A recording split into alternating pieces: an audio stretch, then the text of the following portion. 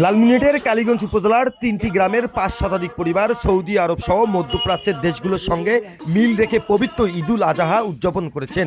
আজ বুধবার ২৭ মে সকাল ৯টায় উপজেলার তুষভান্ডার ইউনিয়নে সুদ্রাহবি মুন্সিপাড়ায় ঈদুল আজহার প্রধান জামাত অনুষ্ঠিত হয়। নামাজের ইমামতি করেন মাওলানা আব্দুল মাজেদ। এখানে পুরুষদের পাশাপাশি নারীদের জন্য আলাদাভাবে ঈদের নামাজের ব্যবস্থা করা হয়েছিল।